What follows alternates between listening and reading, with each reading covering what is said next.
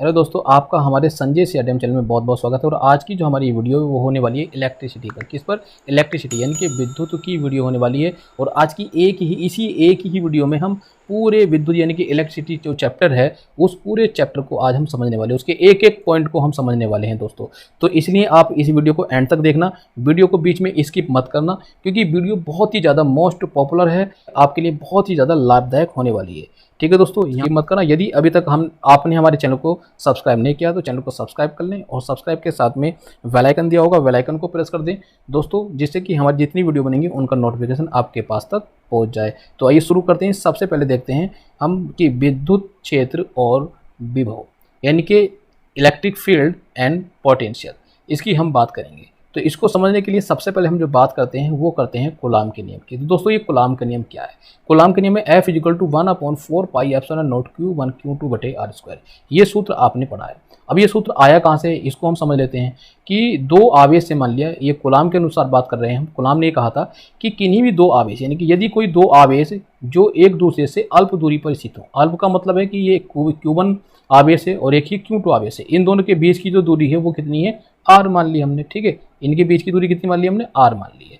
तो अब उन्होंने क्या कहा कि जब कोई दो आवेश एक दूसरे से अल्प दूरी पर रखे होते हैं तो दोस्तों उनके बीच जो लगने वाला आकर्षण अथवा प्रतिकर्षण बल होता है, जिसको हम F से रिप्रेजेंट करते हैं, वो बल इन दोनों आवेशों के गुणनफलों के क्या होता है दोस्तों? अनुक्रमानुपाती होता है। यानी कि Q1 × Q2, इन दोनों आवेशों के गुणनफल के क्या होता है? अनुक्रमानुपाती। और इन दोनों आवेशों के बीच की दूरी क्या है? R है। बीच की दूरी के वर्ग के, तो वर्ग का मतलब R², उसके क्या होता है? व्युत्क्रमानुपाती होता है। कहने का मतलब है कि F व्युत्क्रमानुपाती 1/r², इस प्रकार से। ठीक है, तो इसको हम लिख लेते हैं कॉमन करके कि F अनुक्रमानुपाती कितना हो जाएगा? देखो ये ऊपर आ जाएगा, इसकी जब मल्टीप्लाई करेंगे तो Q1 Q2/r², ये हो गया कूलाम का नियम। ठीक है, इसको हम ऐसे लिख सकते हैं कि F = जब भी हम अनुक्रमानुपाती या व्युत्क्रमानुपाती का ये जो साइन है इसको हटाते हैं तो कुछ ना कुछ कांस्टेंट आता है। तो कांस्टेंट हमने मान लिया K यहाँ पर, तो ये क्या हो गया? Q1 Q2/r²। ठीक है, ये हो गया इस प्रकार से। अब ये जो K की वैल्यू है यानी कि यहाँ पर जो K का मान है वो क्या माना गया? वो माना गया, कूलाम ने माना कि इसका जो मान होता है वो होता है 4πε0। कितना होता है? 1/4πε0। और इसकी वैल्यू भी निकाली। इसकी जो वैल्यू होती है वो होती है 9 × 10⁹ और इसकी जो यूनिट है वो होती है न्यूटन मीटर² प्रति कूलाम स्क्वायर। क्लियर है ना? ये याद रखना, यहाँ से भी प्रश्न पूछा जाता है। ठीक है, और बहुत ही ज़्यादा पूछा जाता है और टीजीटी में कई बार यहाँ से प्रश्न पूछा भी गया है। क्लियर है यहाँ पर? तो हमने देखा कि कूलाम का नियम हमारे पास हो गया F = K Q1 Q2/r²। तो अगर हम K की वैल्यू क्या रख दें? 1/4πε0 रख दें यहाँ पर, तो कितना हो जाएगा? F = 1/4πε0 Q1 Q2/r²। यानी कि देखो ये वाला सूत्र है, ठीक है, जिसकी हमने अभी बात की थी। तो यही सूत्र हमारा ये आ गया। इसको क्या कहेंगे हम? कूलाम का नियम। ठीक है, और ये जो हमारे पास वैल्यू 9 × 10⁹, ये कौन किसकी वैल्यू? 1/4πε0 की, ये वाली वैल्यू। इसका जो यूनिट होती है कितनी होती है? न्यूटन मीटर² प्रति कूलाम स्क्वायर। क्लियर है यहाँ पर? अब बात करते हैं जो F है, आकर्षण या प्रतिकर्षण बल है, इसकी क्या यूनिट है? तो दोस्तों इसकी जो यूनिट है वो होती है न्यूटन। क्या होगी? देखो आपको पता है ना, बल ही तो है ये भी, चाहे वो आकर्षण बल हो या प्रतिकर्षण बल हो, है तो एक प्रकार का बल ही, तो इसलिए इसकी जो यूनिट है वो है न्यूटन। क्लियर है यहाँ पर? तो बात कर लेते हैं नीचे, जहाँ पर Q और R क्रम से आवेश तथा दूरी प्रदर्शित करते हैं। अब बिंदु जो दूसरा है उसको देख लेते हैं विद्युत क्षेत्र और विभव के अंतर्गत ही। तो हम बात करते हैं, देखो बिंदु आवेश Q के कारण, किसके? बिंदु आवेश Q के कारण विद्युत क्षेत्र की तीव्रता कितनी होती है? तो ये आपने आर्टिकल पढ़ा है। कोई एक बिंदु ले लेते हैं इसमें, यहाँ पर एक बिंदु ले लिया यहाँ पर, ठीक है, ये कोई आवेश है प्लस का, तो इस बिंदु आवेश के कारण किसी विद्युत क्षेत्र के अंदर, ये कोई विद्युत क्षेत्र मान लिया जा करके डॉट डॉट करके ये, ठीक है, ये विद्युत क्षेत्र है।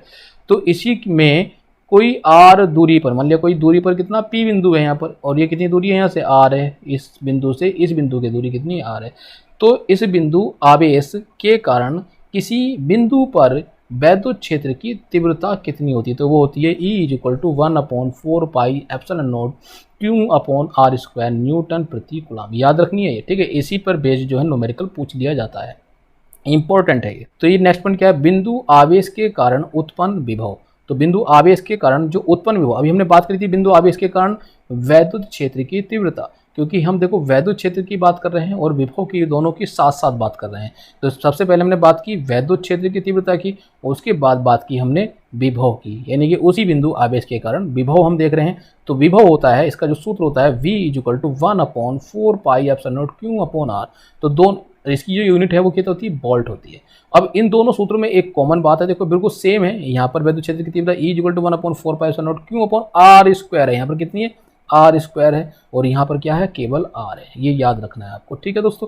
अब देख लेते हैं पॉइंट नंबर 3, वैद्युत क्षेत्र और विभव का संबंध जो है, उसके संबंध का सूत्र होता है वो कितना होता है दोस्तों, E = का ΔV/Δr।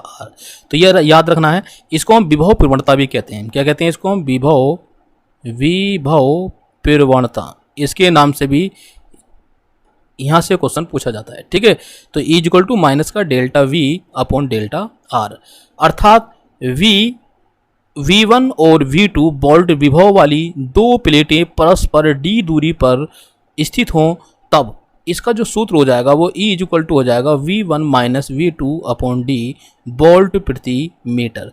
तो ये फॉर्मूला याद रखना है आपको। तो ये फॉर्मूला भी बहुत ही ज़्यादा इंपॉर्टेंट है, ठीक है। यहाँ से भी प्रश्न बहुत ज़्यादा पूछा ही जाता है। पॉइंट, अल्प दूरी पर स्थित दो बराबर और विपरीत बिंदु, कौन से, दो बराबर और विपरीत बिंदु आवेश एक वैद्युत द्विध्रुव की रचना करते हैं। याद रखना ये, ठीक है, कि अगर अल्प दूरी पर कोई दो बराबर और विपरीत बिंदु आवेश अगर रखे हों, देखो इस प्रकार से, एक आवेश ये है और एक आवेश ये है, कैसे वो बराबर हों, एक हो माइनस का क्यू और एक हो प्लस का क्यू। अगर ये दोनों बराबर हों परंतु विपरीत बिंदु हों, विपरीत का मतलब होता है कि एक माइनस का और दूसरा प्लस का, अगर ये कि अल्प दूरी पर स्थित हों, ऐसा करके अल्प दूरी पर स्थित हों एक दूसरे से, ठीक है, तो ये एक वैद्युत द्विध्रुव की रचना करते हैं। तो ये क्या बन गया, एक वैद्युत द्विध्रुव बन जाएगा। तो ये वैद्युत द्विध्रुव जो होगा इसका P होगा, जो इसके बीचों बीच होगा यहाँ पर, ये क्लियर है ना। तो इस बिंदु वैद्युत द्विध्रुव से इस बिंदु जो Q हमारा माइनस वाला है, इसको हम A मान लेते हैं बिंदु, इसको हम B बिंदु मान लेते हैं। तो इस P से A तक की जो दूरी होगी वो L होगी, और इस P से इस B तक की जो दूरी होगी वो भी L होगी। तो टोटल अगर हम A और B के बीच की दूरी की बात करें तो वो होगी 2L, यहाँ से लेके यहाँ तक। कहने का मतलब है कि जो अल्प दूरी है, किन्हीं भी दो बिंदु आवेशों के बीच की जो अल्प दूरी है वो कितनी होनी चाहिए, 2L दूरी है। तो तब उस स्थिति में जो वैद्युत द्विध्रुव है यानी कि P, ये कितना होगा, ये होगा आवेश गुणा दूरी के बराबर होता है।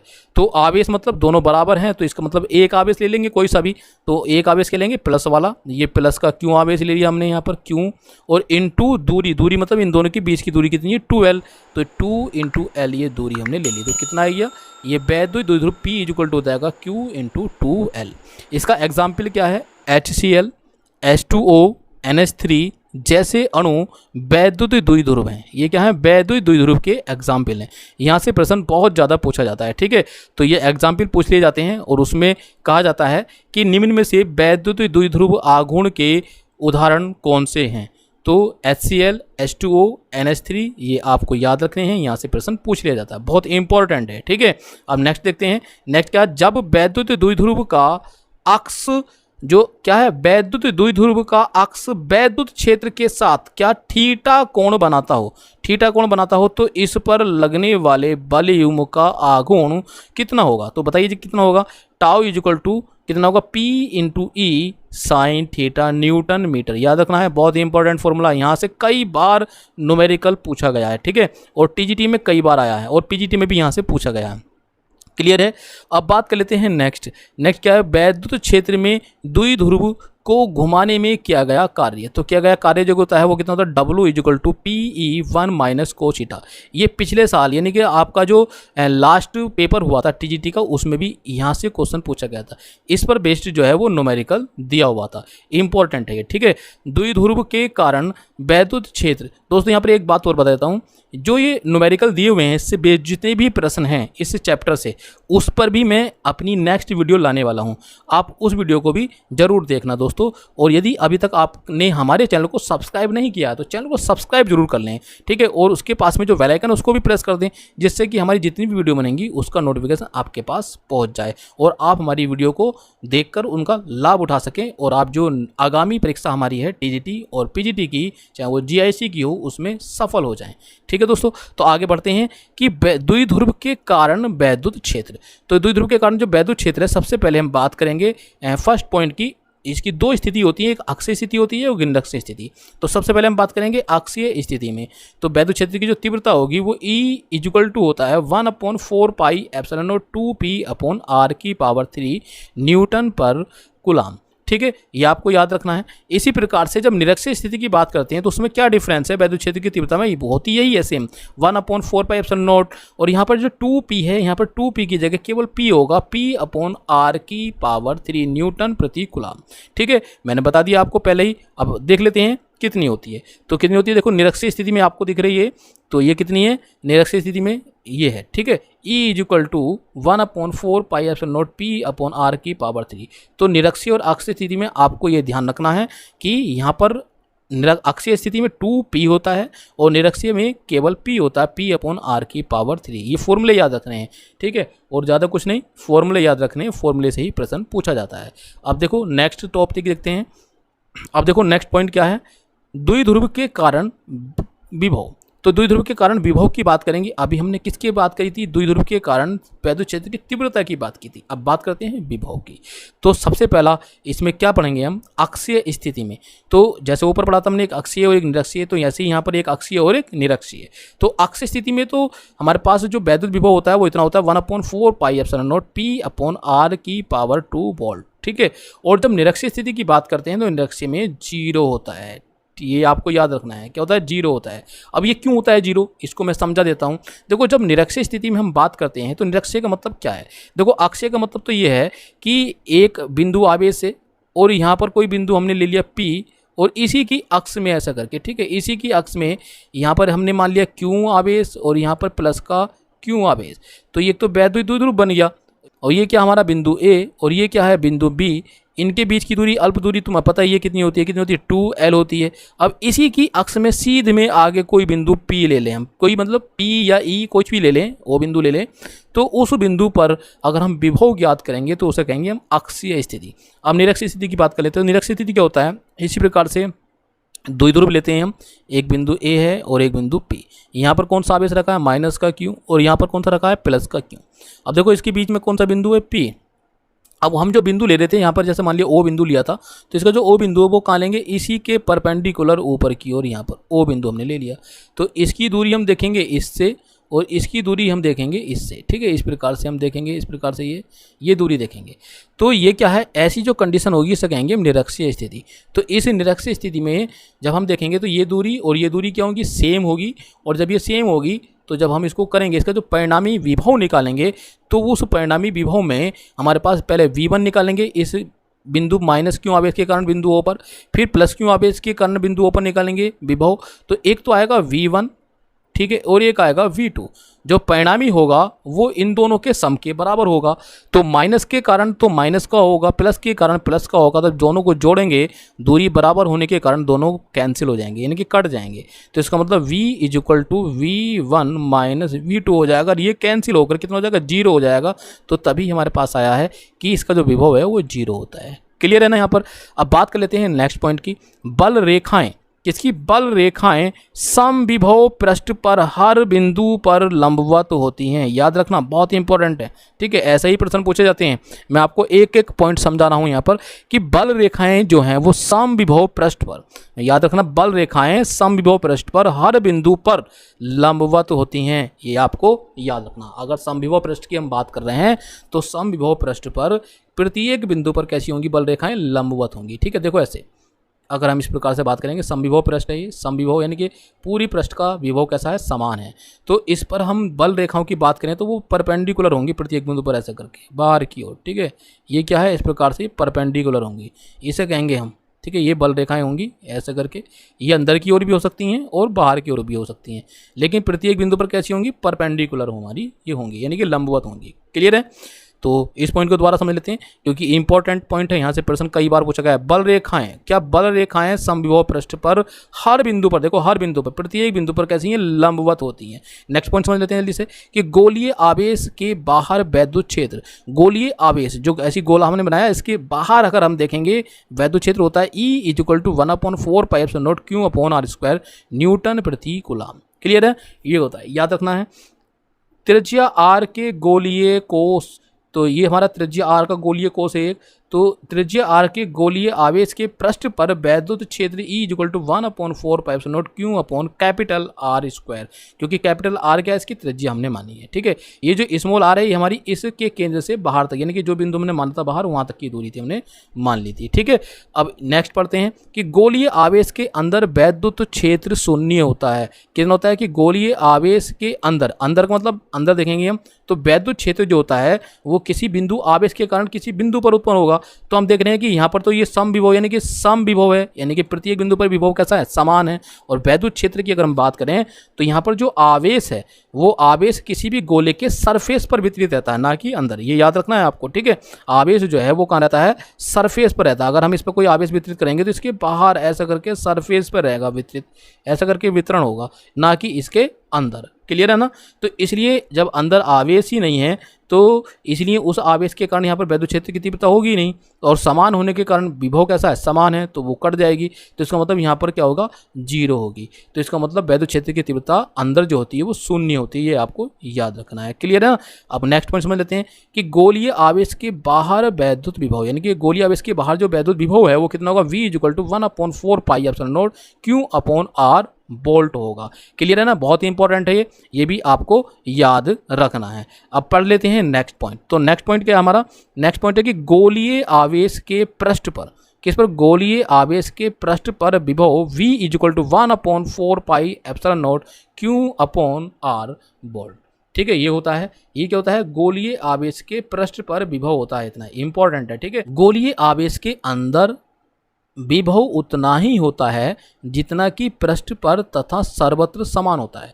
इंपॉर्टेंट है, इसको अच्छे से ध्यान से, कि गोलीय आवेश के अंदर विभव, यानी कि जो गोलीय आवेश हमने बनाया था, ये वाला गोलीय आवेश, इसके अंदर जो विभव है वो उतना ही होगा जितना पृष्ठ पर, ये जो पृष्ठ है हमारी, जितना पृष्ठ पर सर्वत्र रूप से समान, यानी कि इस पर प्रत्येक पृष्ठ पर जितना विभव होगा उतना ही इसके अंदर होगा।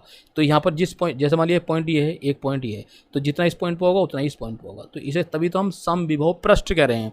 तो इस पर जो है आवेश वो कैसा होगा, समान होगा। नेक्स्ट पॉइंट देख लेते हैं, आवेश के पृष्ठ घनत्व सिग्मा वाली समतल चादर के समीप वैद्युत क्षेत्र की तीव्रता का मान जो होता है वो कितना होता है, σ/2ε0। ठीक है, न्यूटन प्रति कूलम के बराबर होता है। भाई इसको याद रखना है आपको कि आवेश के पृष्ठ घनत्व, कहने का मतलब है कि कोई अगर ऐसा करके पृष्ठ दे रखी है, हमारी समतल चादर की बात कर रहा है, समतल चादर ऐसा करके है हमारी, और इस समतल चादर पर जो कोई आवेश वितरण कर गया है उसका जो पृष्ठ घनत्व है वो कितना है, सिग्मा है। तो उस कंडीशन में जो उसकी वैद्युत क्षेत्र की तीव्रता कितनी होगी, σ/2ε0 न्यूटन प्रति कूलम होगी। ठीक है, नेक्स्ट पॉइंट, दो विपरीत आवेशों वाली प्लेटों के बीच वैद्युत क्षेत्र। देखो यहाँ पर एक प्लेट की बात कर रहे थे, समतल प्लेट की, अब यहाँ पर हम जो बात कर रहे हैं वो किसकी कर रहे हैं, यहाँ पर बात कर रहे हैं कि दो विपरीत आवेशों वाली, एक प्लस की प्लेट है इस प्रकार से और एक प्लेट ये है, ये कैसी है, माइनस वाली मान लें, इसको प्लस मान लेते हैं, ये प्लस वाली है, और एक माइनस वाली, इस प्रकार से ये दो प्लेट हैं जिसे हम संधारित्र भी कहते हैं। ठीक है, तो ये दो प्लेटों के बीच जो है वो वैद्युत क्षेत्र की तीव्रता होती है σ/ε0 होती है। क्लियर है, इंपॉर्टेंट है, इसको याद रखना, यहाँ से न्यूमेरिकल पूछा गया है।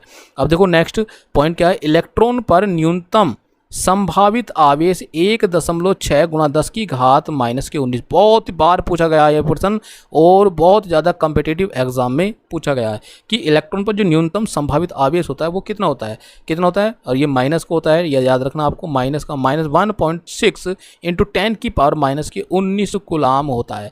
आवेशित पिंडों पर आवेश इसी मूल आवेश का गुणा जो होता है। ठीक है, इसी मूल आवेश का क्या होता है, गुणा जो होता है। अब देख लेते हैं नेक्स्ट पॉइंट अपना, तो नेक्स्ट पॉइंट क्या हमारा दोस्तों, बहुत इंपॉर्टेंट पॉइंट है और इसको भी आपको याद रखना है। क्या है कि किसी चालक को, क्या है कि किसी चालक को दिया गया आवेश इसकी सबसे ऊपरी सतह पर रहता है।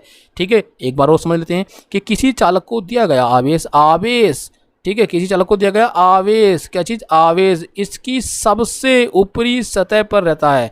ये ध्यान रखना है आपको कि अगर मान लिया कोई तार ले लें हम, ठीक है, जिसमें इलेक्ट्रिसिटी प्रोड्यूस होती है, ये हमने कोई तार ले लिया यहाँ पर, ठीक है, मान लिया कॉपर का है या लोहे का है, किसी भी हमने धातु का ये तार ले लिया। जब इसमें इलेक्ट्रॉन फ्लो होंगे, यानी कि चार्ज जब इसमें फ्लो होगा तो चार्ज कहाँ होगा, इसके सरफेस पर, यानी कि जो बाहरी सतह है, ये बाहरी सतह है, चारों तरफ की जो बाहरी सतह है इस पर होगा, इसके अंदर नहीं होगा, ये याद रखना है। ठीक है, तो यही इस लाइन में बोला गया है कि किसी चालक को दिया गया आवेश, यानी कि जो भी हम इसको आवेश देंगे वो इसकी सबसे ऊपरी सतह, यानी कि जो सबसे ऊपर की जो सतह होती है उसी पर रहता है, अंदर नहीं रहता। ठीक है, अब नेक्स्ट पॉइंट देख लेते हैं कि आवेश के क्वांटीकरण की इन प्रयोगों से पुष्टि होती है। तो क्वांटीकरण, जो आवेश का क्वांटीकरण है उसकी किन किन प्रयोगों से पुष्टि होती है। पहला प्रयोग है मिलीकन का तेल प्रयोग। ठीक है, तो ये पूछा गया है मिलीकन का तेल बूंद प्रयोग। दूसरा है तापायनिक उत्सर्जन। ठीक है, कौन सा, तापायनिक उत्सर्जन। तीसरा है गैसों में विद्युत उत्सर्जन। चौथा है आयनीकरण, विद्युत अपघटन। किसी यौगिक में किसी भी परमाणु के ऑक्सीकरण अंक का पूर्णांक होना। ठीक है, अगर ऐसा भी है जो पूर्णांक होता है तो इस प्रयोग के द्वारा भी हम आवेश के क्वांटीकरण को समझ सकते हैं। ठीक है, अब बात कर लेते हैं। देखो, अब तक हमने जो बात की थी वो किसकी थी, वो थी वैद्युत क्षेत्र की और विभव की बात की हमने। अब बात कर लेते हैं वैद्युत धारिता की। ठीक है, वैद्युत धारिता इंपॉर्टेंट है, यहाँ से भी बहुत प्रश्न पूछा गए हैं। तो क्या है, चालक की धारिता C = Q/V होती है। कितनी होती है चालक की धारिता, Q/V होती है, C = Q/V, जहाँ पर Q आवेश है और V क्या है, विभव वृद्धि है। ये भी आपको याद रखना है। अब देखो, इसी के द्वारा हम सारे पॉइंट समझते चले जाएंगे। धारिता के मात्रक की बात करें तो धारिता का मात्रक क्या होता है, फैराड होता है। ठीक है, क्या होता है, फैराड, या फिर कूलाम प्रति वोल्ट होता है। और इसकी जो विमा होती है वो m⁻⁻1, l⁻2, t⁻4, a⁻2 होती है। नेक्स्ट पॉइंट, r त्रिज्या वाले गोलीय चालक की धारिता कितनी होती है, 4πε0r होती है। ठीक है, क्या होती है, r त्रिज्या वाले गोलीय चालक की धारिता 4πε0r होती है। 9 किलोमीटर त्रिज्या वाले गोले की जो धारिता है वो 1μF होगी। कितनी होगी, 1μF। किसी आवेशित चालक की स्थितिज ऊर्जा वह कार्य जो उसे आवेशित करने में करना पड़ता है और इसका परिमाण जो है वो 1/2 Q/V अथवा 1/2 CV² के बराबर होता है।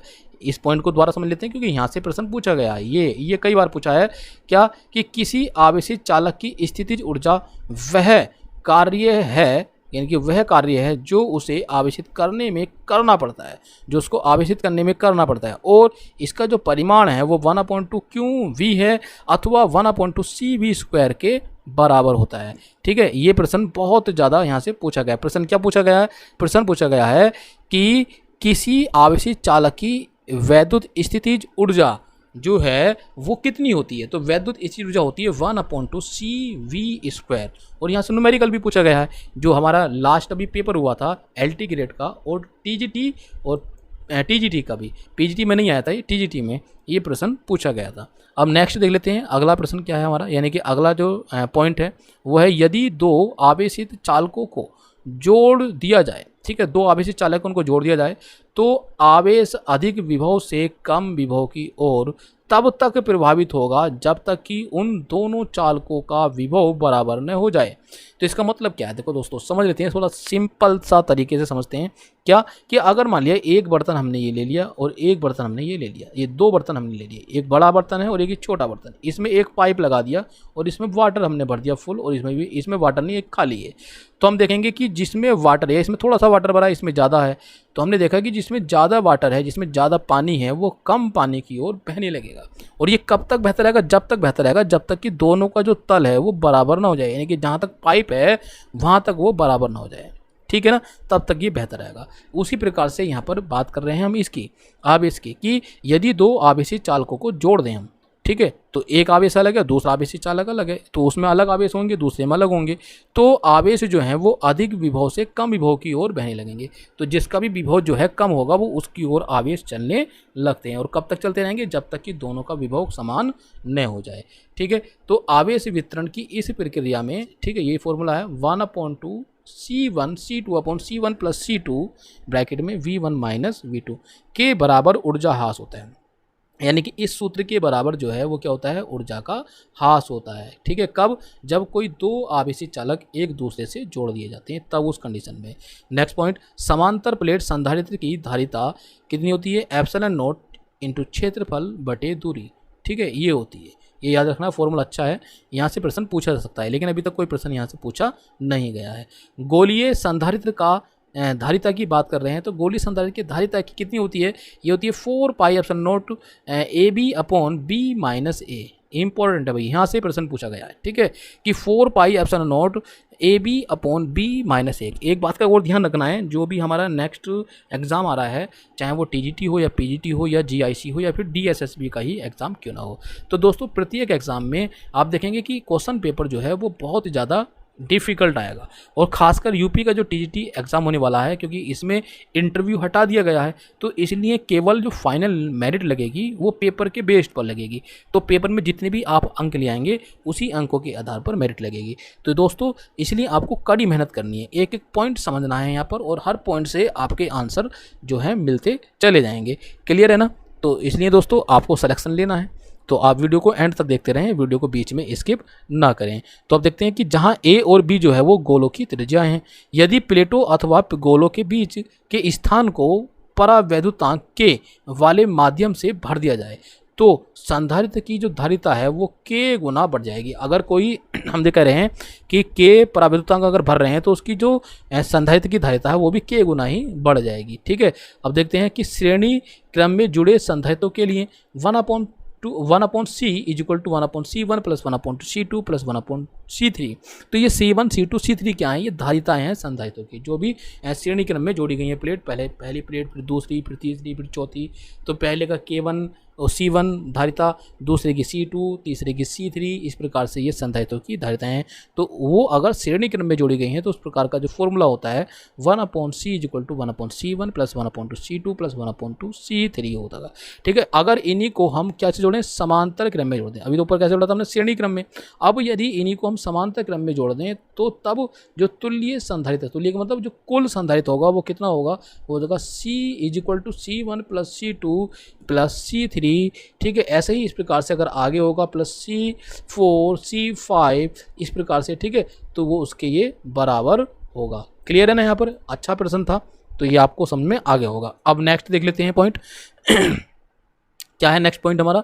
कि किसी आवेशित संधारित्र की स्थिर विद्युत ऊर्जा यानी कि 1/2 CV² होती है, तो किसी कंपन करती हुई स्प्रिंग की यांत्रिक ऊर्जा 1/2 kx² होती है। क्लियर है? जहाँ k एक बल नियतांक है और x जो है वो विस्थापन है। दोनों की ऊर्जाओं के सूत्र समरूप हैं। दोनों की ऊर्जाओं के सूत्र कैसे हैं? समरूप। समरूप मतलब एक जैसे हैं।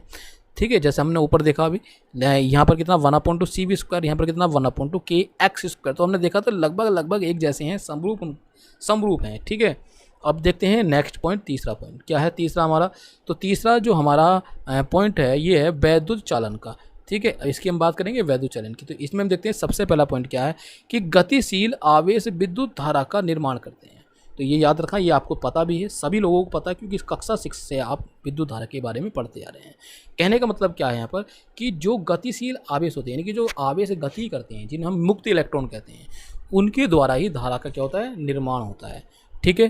क्लियर है? यहाँ पर ठोसों में आवेश का प्रवाह मुक्त इलेक्ट्रॉनों द्वारा, द्रवों में आयनों द्वारा, गैसों में मुक्त इलेक्ट्रॉन व धन आयनों द्वारा, व अर्धचालकों में होल और मुक्त इलेक्ट्रॉनों द्वारा होता है। क्या होता है? एक बार वो समझ लेते हैं कि ठोसों में आवेश का प्रवाह मुक्त इलेक्ट्रॉनों द्वारा, ठीक है, द्रवों में आयतनों द्वारा, गैसों में मुक्त इलेक्ट्रॉन व धन आयनों द्वारा, व अर्धचालकों में होल और मुक्त इलेक्ट्रॉन द्वारा होता है। नेक्स्ट पॉइंट क्या है कि किसी चालक में आवेश के प्रवाह की दर को विद्युत धारा कहते हैं। ये तो आपको सबको पता है। ठीक है। ये भी पता है कि I = Q/R कितना होता है, टी होता है, और यहाँ पर क्यू की वैल्यू एन ई होती है, तो यहाँ पर रख देते हैं, तो एन ई अपॉन टी हो जाता है धारा का मान। ई इलेक्ट्रॉन का आवेश तथा एन जो है वो प्रभावित इलेक्ट्रॉनों की संख्या है यहाँ पर। तो धारा का मात्रक एम्पियर यानी कि एम्पियर होता है, तो 1 एम्पियर जो किसके बराबर होता है 6.25। ये याद रखना भाई, इंपॉर्टेंट पॉइंट है ये, ठीक है, वेरी वेरी इंपॉर्टेंट पॉइंट है। क्या होता है कि जो विद्युत धारा एम्पियर होती है इसका मात्रक, और एम्पियर जो है यानी कि 1 एम्पियर कितना, 1 एम्पियर 6.25 गुणा 10⁻18 इलेक्ट्रॉन पर सेकंड के प्रवाह के तुल्य होता है। अब देख लेते हैं नेक्स्ट पॉइंट। नेक्स्ट पॉइंट क्या है कि किसी पदार्थ के घोल में, यानी कि कोई पदार्थ है उसका अगर हम घोल लें, उस घोल में विद्युत धारा प्रवाहित कर दें, ठीक है, विद्युत धारा क्या करते हैं उसमें से गुजार दें, तो उस पदार्थ का अपने रासायनिक अपघटों में विच्छेदन हो जाना। विच्छेदन का मतलब वो पदार्थ जो है अपने रासायनिक अपघटों में टूट जाएगा, ठीक है। तो इस प्रकार की जो घटना होगी उसे हम कहेंगे विद्युत अपघटन, ठीक है, कहेंगे विद्युत अपघटन। अब देखते हैं फैराडे का नियम। फैराडे का नियम क्या है कि विद्युत अपघटन की क्रिया में किसी इलेक्ट्रोड पर मुक्त हुए पदार्थ का या द्रव्यमान अपघटन में प्रभावित होने वाले आवेश की मात्रा के अनुक्रमानुपाती होता है। अर्थात मुक्त द्रव्यमान जो है इसका वो m बराबर होगा ZIR के बराबर होगा। क्लियर है ना, यहाँ पर किसके, ZIR के बराबर होगा। अब यहाँ पर देख लेते हैं ये क्या क्या है। ये पर Z जो है वो क्या है, मुक्त पदार्थ का विद्युत रासायनिक तुल्यांक है, ठीक है, किसका, मुक्त पदार्थ का विद्युत रासायनिक तुल्यांक है ये, ठीक है, विद्युत रासायनिक तुल्यांक है, क्या चीज़ है, Z। क्लियर है यहाँ पर। नेक्स्ट देख लेते हैं फैराडे का द्वितीय नियम। फैराडे का दूसरा नियम क्या है कि यदि विभिन्न पदार्थों के विद्युत अपघटों में समान विद्युत धारा एक ही समय पर या एक ही समय तक प्रभावित की जाए तो मुक्त हुए पदार्थों का द्रव्यमान उनके रासायनिक तुल्यांकों के अनुक्रमानुपाती होता है। तो यानी कि कहने का मतलब है कि यहाँ पर m1 अपॉन m2 किसके बराबर होगा, E1 अपॉन E2 के बराबर होगा। क्लियर है यहाँ पर। नेक्स्ट देखते हैं, किसी पदार्थ का विद्युत रासायनिक तुल्यांक उसका वह द्रव्यमान है। किसी पदार्थ का जो रासायनिक तुल्यांक है यानी कि विद्युत रासायनिक तुल्यांक है वह द्रव्यमान है जो उस पदार्थ के किसी विद्युत अपघटन, जो उस पदार्थ के किसी विद्युत अपघटन में 1 कूलाम आवेश प्रभावित करने पर मुक्त होता है, ठीक है। फैराडे नियतांक जो F है यहाँ पर वो विद्युत आवेश की एक मात्रा है जो किसी भी पदार्थ के 1 किलोग्राम तुल्यांक भार की विद्युत अपघटन द्वारा मुक्त करती है। कि क्या है कि अपघटन द्वारा क्या करती है, वो मुक्त करती है। इसका मान जो है वो 9.65 गुणा 10⁻7 कूलाम प्रति किलोग्राम तुल्यांकी भार होता है, ठीक है। तो कितना होगा, 9.65 गुणा 10⁻7 कूलाम प्रति किलोग्राम तुल्यांक भार इसका होता है।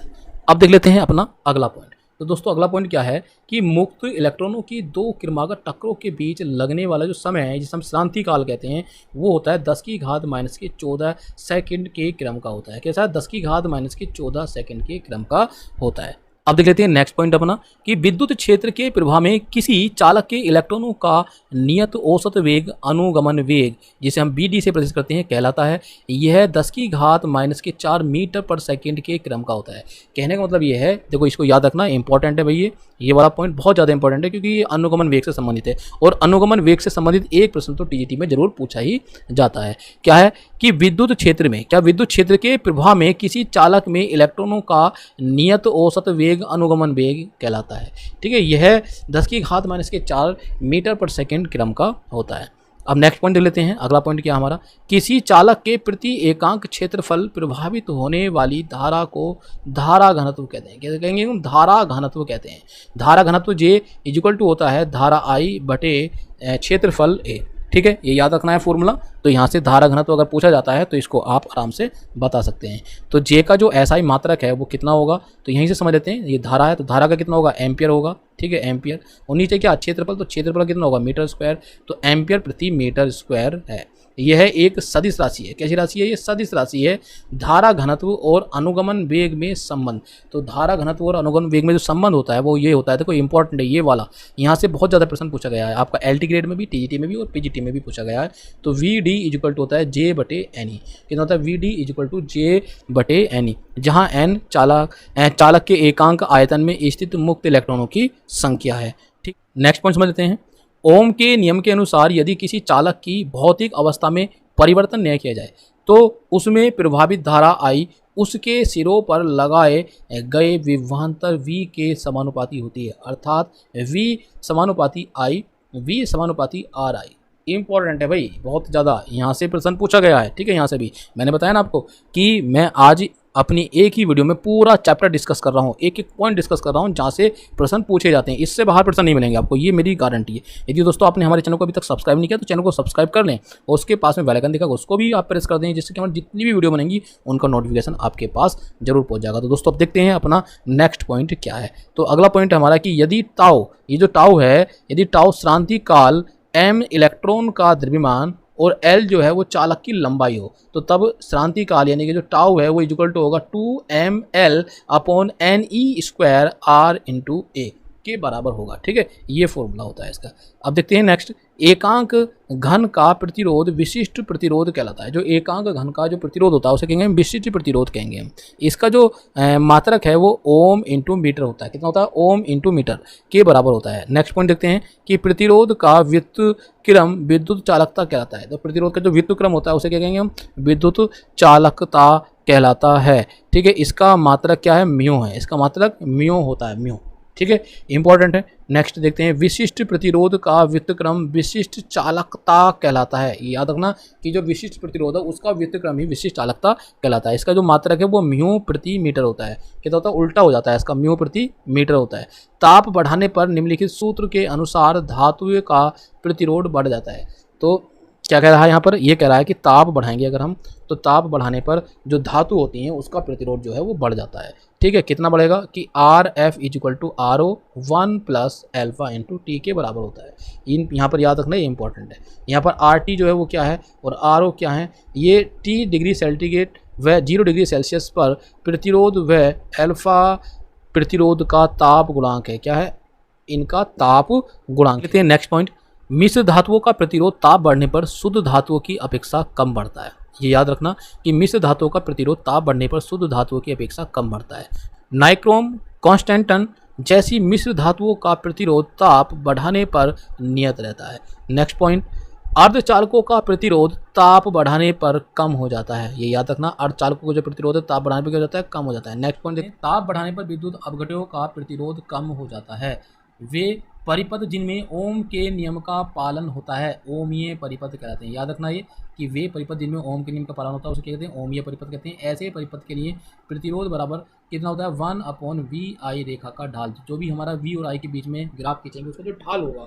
अब देख लेते हैं नेक्स्ट पॉइंट, वे परिपथ जिनमें ओम के नियम का पालन नहीं होता है अनओमीय परिपथ कहलाते हैं। जैसे डायोड, अर्धचालक, विद्युत विश्लेष्य आदि। ऐसे परिपथ के लिए परिवर्तनीय प्रतिरोध जो होता है वो delta V upon delta I के बराबर होता है। याद रखना कि जो ऐसे परिपथ हैं, ऐसे परिपथ के लिए जो परिवर्तनीय प्रतिरोध है वो कितना होगा? वो होगा डेल्टा V बटे डेल्टा I के बराबर होता है। तो अगला टॉपिक क्या है दोस्तों? यहाँ पर ये आप देख रहे हैं कि सरल परिपथ। हमने अभी तक 3 टॉपिक देख ले हैं। अब जो अगला टॉपिक हमारा वो सरल परिपथ का। तो सरल परिपथ में क्या क्या पॉइंट है ये देख लेते हैं कि सेल सहित विद्युत परिपथ का एक पूर्ण चक्कर लगाने के लिए सेल द्वारा 1 कूलाम आवेश को दी गई ऊर्जा सेल का विद्युत भागबल कहलाती है। सेल के अंदर विद्युत अपघट्य द्वारा धारा के मार्ग में उत्पन्न किया गया प्रतिरोध सेल का आंतरिक प्रतिरोध कहलाता है। सेल के अंदर विभव पतन I इंटू R, ये जो विभव पतन है ये IR है के बराबर और शक्ति क्षय जो है I² R के बराबर होता है। ठीक है, यानी कि कहने का मतलब ये है कि E minus V equal to IR। ठीक है, इसके ये बराबर होगा। ये याद रखना इंपॉर्टेंट है। ठीक है, जहाँ पर E क्या है? विद्युत वाहक बल है, V विभवांतर है, I धारा है और R जो है वो क्या? आंतरिक प्रतिरोध है। किरचॉफ का नियम, किरचॉफ का नियम क्या है कि किसी विद्युत परिपथ में किसी संधि पर मिलने वाली समस्त धाराओं का बीजगणितीय योग क्या होता है? 0 होता है, अर्थात समेशन I इक्वल टू 0।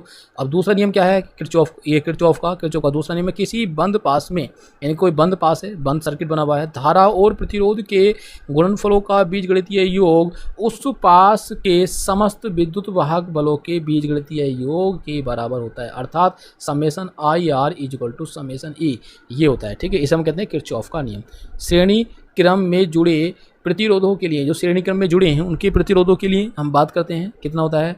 तो कितना कि अगर श्रेणी क्रम है तो उसके लिए r equal to r1 dash plus r2 dash या r1 plus r2 plus r3 dot dot dot, ठीक है। और समांतर क्रम में तो आपको पता ही है 1/r equal to 1/r1 plus 1/r2 plus 1/r3, इस प्रकार से ये हमारे होते चले जाते हैं। किस में होते हैं ये होते हैं जब समांतर क्रम हमारा हो, ठीक है। श्रेणी क्रम में तो क्रम से ऐसे जोड़ते चले जाते हैं।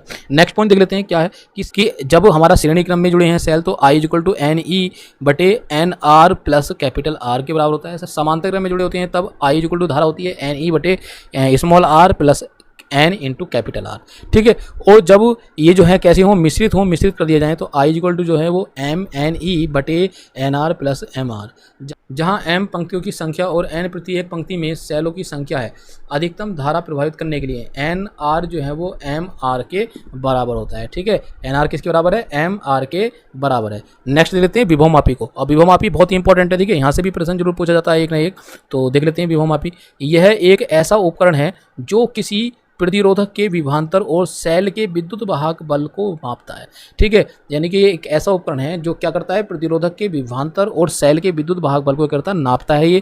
यह विभवांतर का शुद्ध मान ज्ञात करता है, जबकि वोल्टमीटर से यथार्थ मान और कुछ कम ही मापा जा सकता है। तार की लंबाई बढ़ाकर इस यंत्र की सुग्राह्यता घटाई जा सकती है, ठीक है दोस्तों। व्हीटस्टोन सेतु की बात कर लेते हैं, यहाँ से भी पूछ लिया जाता है।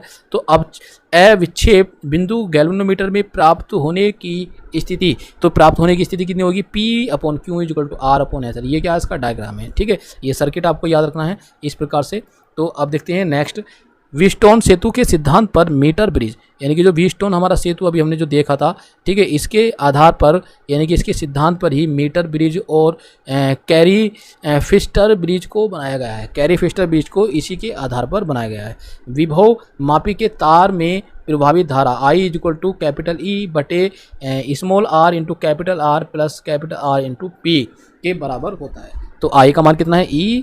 I का मान है I इक्वल टू E बटे small r into plus capital R into P, इसके बराबर होता है। जहाँ E मुख्य परिपथ के सेल, जो मुख्य परिपथ का सेल है का EMF, R मुख्य परिपथ के सेल का आंतरिक प्रतिरोध कैपिटल R, बाह्य प्रतिरोध कैपिटल R इंटू P, बाह्य के तार का क्या है?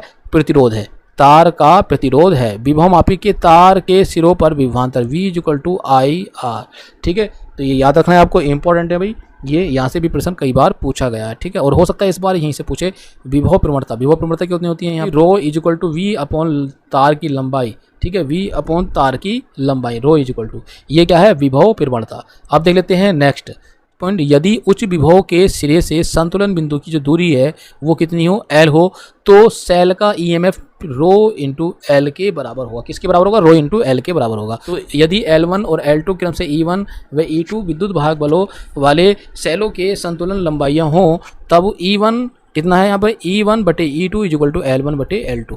किसी सेल का आंतरिक प्रतिरोध R equal to capital E minus V बटे V इंटू R, ठीक है। ये आपको जो है इंटर क्लास में मिला था, ये आपको याद भी होगा फॉर्मूला, ठीक है। जहाँ पर E जो है वो क्या? विद्युत वाहक बल है, V क्या है? विभवांतर, और R क्या है? प्रतिरोध है। यहाँ पर R क्या है? यहाँ पर प्रतिरोध है। तो दोस्तों कैसी लगी आपको हमारी वीडियो? आज की वीडियो पसंद जरूर आई होगी। वीडियो पसंद आई हो तो वीडियो को हमारी लाइक कर दें दोस्तों, और ज़्यादा से ज़्यादा शेयर करें। यदि ये अभी तक आपने हमारे चैनल को सब्सक्राइब नहीं किया तो चैनल को सब्सक्राइब कर दें, और सब्सक्राइब के पास में दिया होगा बेल आइकन को प्रेस कर दें, जिससे कि हमारी जितनी वीडियो बनेंगी उनका नोटिफिकेशन आपके पास तक पहुँच जाए। और दोस्तों हमारी इस वीडियो को लाइक करके जाएँ और वीडियो को शेयर करके जाएँ। ये आपके लिए बहुत बहुत धन्यवाद।